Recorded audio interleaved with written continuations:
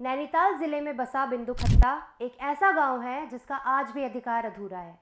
कुमाऊं क्षेत्र का यह गांव नेताओं के लिए चुनाव जीतने के लिए एक वोट बैंक से कम नहीं है। हालांकि इस गांव के लोग आज भी अपनी जमीनी हक की लड़ाई लड़ रहे हैं।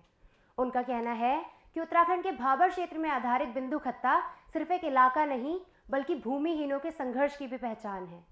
यह बात है आज़ादी के बाद की, जब हजारों की मात्रा में भूमिहीन परिवारों ने अपने घर बार छोड़कर भाबर में बसने का फैसला किया,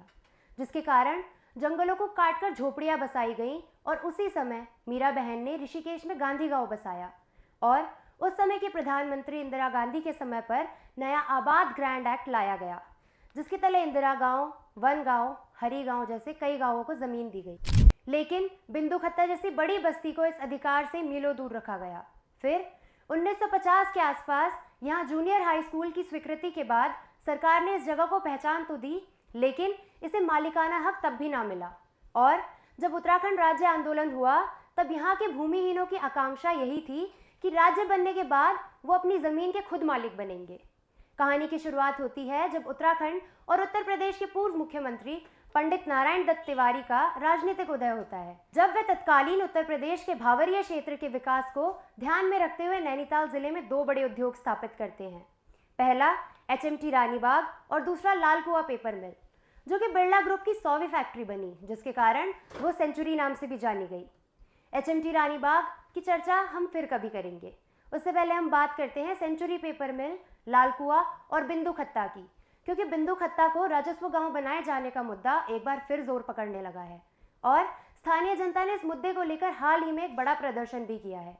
औद्योगिक विकास और लोगों के रोजगार को ध्यान में रखते हुए उस समय की भारत सरकार ने जब बिरला ग्रुप को लाल कुआं क्षेत्र में भूमि दी तो यह वन क्षेत्र था, लिहाजा इस भूमि का आवंटन एक औद्योगिक घराने के साथ हुई लीज के आधार पर किया गया, जिसके बाद यहाँ पर एक कारखाना बनवाया गया और जब यहाँ कारखाना बना तो इसके लिए पूरे देश के बड़े हिस्सों से मजदूरों का जत्था लाल कुआं के इस इलाके में बसने लगा, बढ़ते रोजगार की वजह से। लिहाजा सरकारी शहर पर इस इलाके की जमीन उपजाऊ होने के कारण वन क्षेत्र पे कब्जेदारी और जंगलों को काटने का दौर शुरू हुआ और एक बार फिर चर्चाओं में आया बिंदु खत्ता। क्योंकि ये वन क्षेत्र था तो यहाँ रहने वाली समस्त आबादी को वनवासी का दर्जा दिया जाना चाहिए था।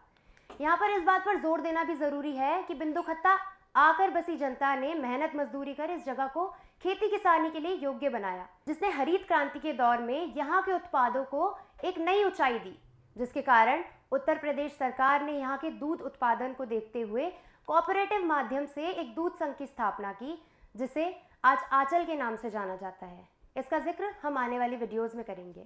अब हम फिर से जिक्र करते हैं बिंदु खत्ता को लेकर। तो जब सन 2000 में उत्तराखंड की स्थापना हुई तो जनता द्वारा चुनी गई पहली सरकार के मुखिया के रूप में पंडित नारायण दत्त तिवारी इस नवगठित राज्य के मुख्यमंत्री बने और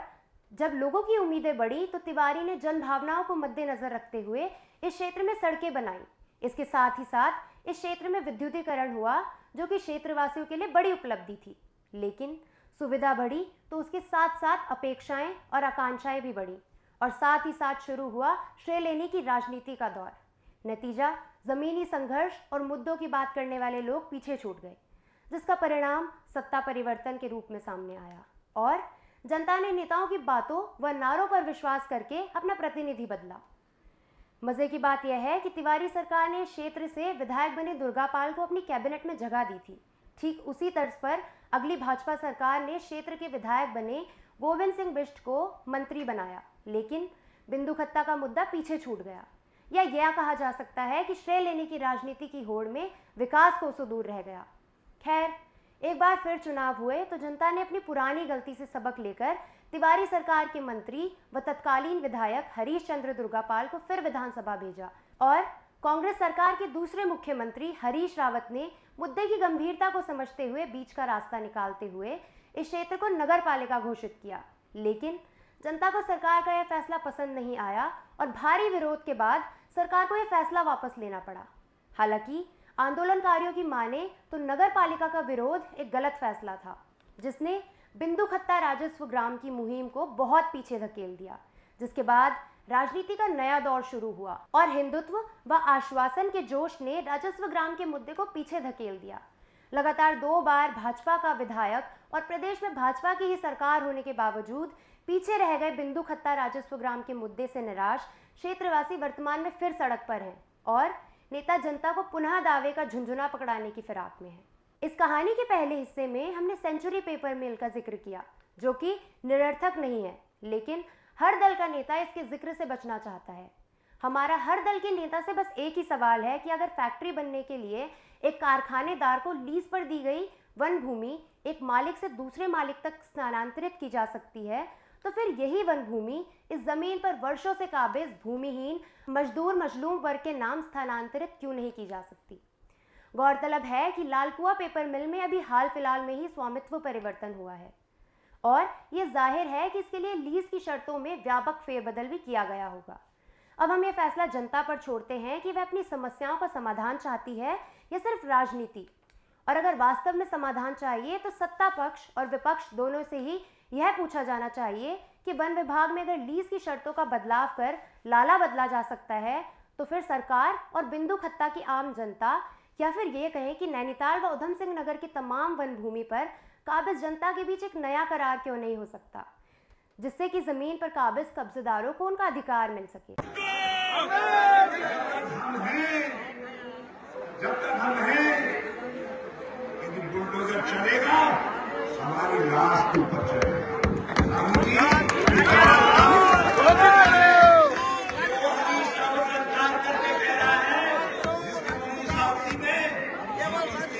कैबिनेट चेयरमैन बुशमैन ने कहा था कि आप हमारे जमीन को नहीं हटा सकते हो, और यहाँ आकर के मैंने बयान दिया था कि एक बिंदु खत्ता नहीं,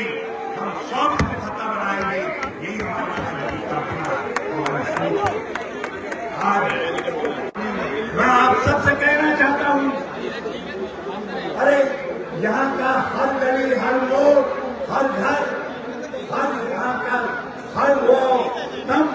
चीख करके कह रहा है कि यहाँ विकास हुआ, आपने जैसा चाहा वैसा विकास हुआ, और आज आपके ऊपर तलवार लटकाने का काम किया जा रहा है। मेरे साथ कांग्रेस के नेता यशपाल आर्य जी हैं, हमारे गोविंद सिंह कुंजवाल जी हैं और सुरेश जैसवाल जी हैं। ऐसी और जानकारियों के लिए देखते रहें जोखिम न्यूज।